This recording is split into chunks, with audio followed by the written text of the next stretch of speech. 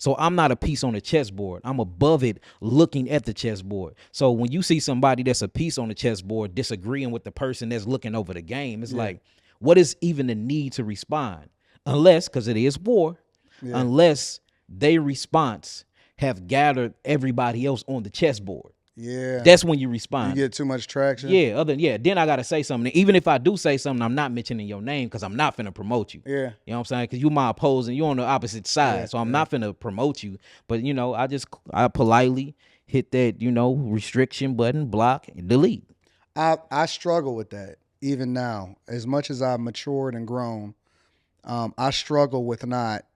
And it's not the regular comment here or whatever like that, because I understand that people may not necessarily be agreeing with the message that I'm saying. Mm-hmm. They may not necessarily like me or the way that I'm communicating, right? Yeah, so I'm mindful of that, but then at the same time, there may be somebody bigger, right? Mm-hmm. That I'm like, oh, I ain't know. I thought that you wanted to see me win, but now you see me coming, and so instead of embracing me and collaborating with me, you want it to be a problem. Yeah. And I struggle with that, of always trying to be the bigger person sometimes and just letting it go, because my nature based off of the culture that I was raised in is, oh, you want war. Yeah. You know what I'm saying? So, but that letting it go is war. I agree. That is war. You know what I'm saying? And it's ego. Yeah, that's ego. What that is, bro. It is. It's ego. Because most wars are won in silence. You know what I'm saying? Yeah. Most wars are won in silence. And that's just how I look at it. And then again, I understand the mindset. I'm into psychology, so I get mindsets, I get perceptions and how we look at things. And it's like me, if I respond at that point, I'm picking on you because I know you don't know what the hell you're talking about. Yeah. I did the science, I did the experiments, we did the clinical trials, we got the diagnostic sheets. I'm telling you something from experience, not from something I Googled or something that I learned from a teacher. These are first experience. Experience is the best teacher. So if I get up there and tell you something, it's something I approve, do in my own laboratory or in my own clinic with my own herbs, having my own clients, So at that point, it's like, why would I even go back and forth with you unless you are gathering thousands of people and you're starting to convince them that I'm wrong? That's the only time that I will respond. And if I do, it's going to be targeted the right way. I'm going to make sure I'm not talking out of my emotions. It's going to be intelligently said, and it's for the people. It's not for you. That's why I wouldn't even mention your name, because I'm going for the people that you gathered against me. I'm not even coming after you. You just helped me, because my Monday morning show, I very much anticipated having a different kind of show, but I'm a pivot now. Yeah, you got to.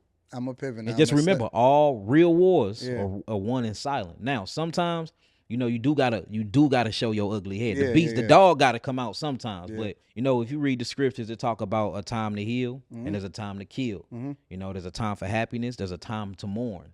You just gotta find that balance. And what I noticed with our people, they lack so much knowledge. We damn near become bullies when we respond. I agree. I'm glad you said that, because that's one of the points that I had. Is I wanted to ask you get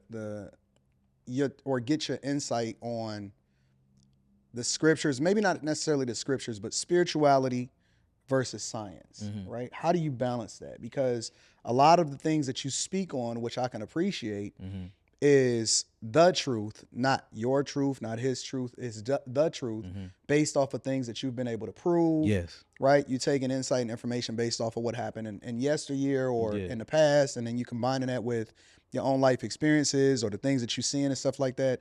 How do you balance the spirituality of it, or how does the spirituality of it intersect with the science of it? So you just have to realize, when you go into nature and you start really, really observing nature, human beings' interaction with their environment, you just start looking at the infrastructure of what you will call reality. You will see that everything is spirituality anyway, because all spirit mean is breath. And spirituality means to master the drawing of the breath.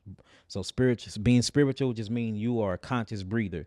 You are able to consciously control your breath. Okay. And if you look at all living things have breath. If you look at all, things that have biological carbon and atoms and what they will call electrons and protons in it, you start seeing that these things have to draw breath too. So studying breath is studying oxygen. All right, can you see oxygen? No. So oxygen, you can't see it, but you can prove that it is there. How can you prove it? Because you have to draw it in for it can be connected with certain molecules for you can literally have ATP, or what you will call energy, for your cells. Yep. So this is something that you can't see, but you can feel it physically working within your body, and it's having an impact on your physiology for you can live and do your daily processes. So that's something spiritual, because spirituality is something that you can't see, but you feel it, and you can prove it by the feeling that you get. So that is science. Science is nothing but spirituality. The whole point to science is to prove God. It's just that this government system that we've been working with, they're doing their science to disprove God or to prove their God, because there's many different gods, and people worship many different gods. So, that's what science is. Science is proving that God truly exists. And that's what makes people intellectual, to be able to prove something that you can't see truly exists. Why do people say that science is there to disprove God? So because that's the new movement. We got to understand culture.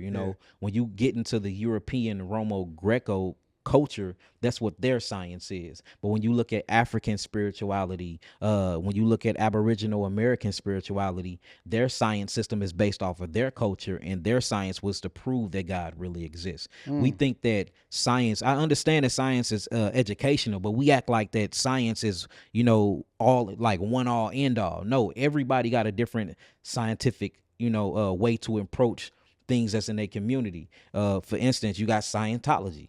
They don't believe in everything that you teach, and they don't believe in everything that you get taught in school when you get taught basic your science and anatomy, botany, and biochemistry. Yep. You go over to Africa right now, they use different types of chemistry to create or to even try to draw an outcome from the experiments that they do.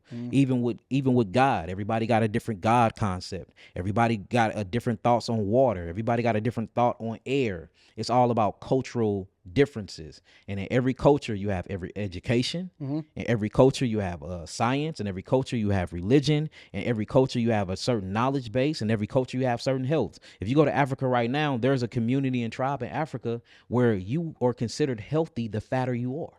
Yeah, I did do a little bit of research on the kings are who have the biggest bellies. Yeah. And they literally eat pounds and pounds of food every day, and they're considered kings, and they get worshiped when they die younger, because they have heart attacks so fast, because they eating all of this cholesterol plaque build up food and mucus forming food, for their belly can be the biggest. So in a different culture, they have health that's totally different from, say, your regular health in Miami. Miami, everybody's running, everybody's working out. You were less likely to see a fat man and a fat woman running around Miami, because the culture is different. You see what I'm saying? So it's all based off of culture, and science is a part of somebody's culture. So just because somebody say that they science is to disprove God, well, in another culture, we have a science that proves God, and that's the culture that I'm a part of.